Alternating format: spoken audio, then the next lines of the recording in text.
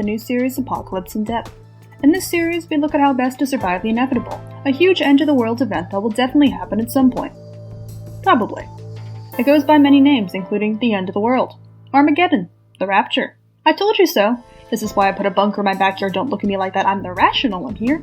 And stop being jealous of my bunker, it's not my fault that you didn't see the obvious signs of doom before it was too late. In this episode, we will be looking at dogs. Specifically, what dog will help you in the apocalypse. I will evaluate each breed of dog based on 4 metrics: level of floof, loyalty, ability to find food, and protection. Floof is needed for warmth and emotional support. Loyalty is to make sure the dog doesn't leave you for someone else because they have food. Ability to find food because you can't live on canned beans forever. And protection is to keep you safe from the terrifying radioactive hell beasts that will roam the landscape searching for fresh meat, because let's face it, they'll definitely exist. I will also be looking at common dog breeds. I'm not a dog expert, and obscure breeds are going to be hard to find both pre- and post-Ultimate Fiery Doom Cataclysm. This rules out very recently created breeds as well, because they're probably hard to find. This also includes laser dogs and marshmallow dog hybrids. I know, I'm sorry, I'm just too much of a plebeian to even think about these dogs. With that out of the way, let's get started. First, the level of floof. In this category, we have Samoyeds, Siberian Huskies, Afghan Hounds, Chow Chows, Golden Retrievers, Shetland Sheepdogs, Pomeranians, Newfoundlands, Old English Sheepdogs, Pekingese, Kissons, Tibetan Mastiffs, Long-haired German Shepherds, Labradors, and Bichon Frise. All have a considerable amount of floof, and I'm not even going to try to rank them based on it. Floof's uses are warmth, material for blankets and insulation, and as a pillow. These are important, I swear. Sometimes the apocalypse is really stressful, and you just want to scream into a pillow, or a pillow dog. Next, we have loyalty.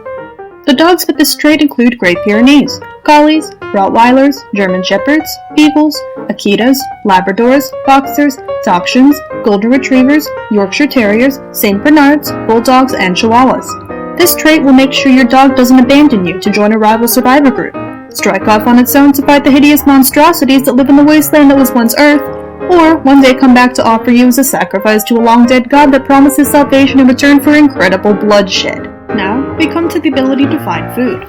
This trait is for prowess in hunting and smelling things, so there may be more that fit this category than the previous two. Labradors, Golden Retrievers, Beagles, English Springer Spaniels, Pointers, English Setters, Irish Setters, Border Collies, Coonhounds, German Shepherds, Basset Hounds, and Bloodhounds all fit this category.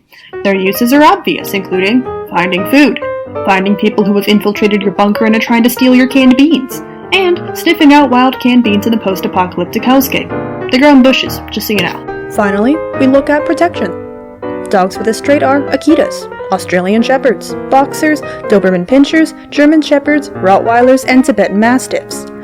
Protection is key to make sure that person who stole your canned beans and let the abominations into your camp is never seen again, alive. Imagine a dog holding a knife in its mouth. That's what I'm going for with protection. Now comes the fun part. I will shrink this complicated mess down into which dogs, if any, have all 4 traits. Labradors and Golden Retrievers have 3, while German Shepherds have all 4, well, the long-haired ones do. Therefore, German Shepherds are the best dogs to have in the apocalypse, being both useful and adorable.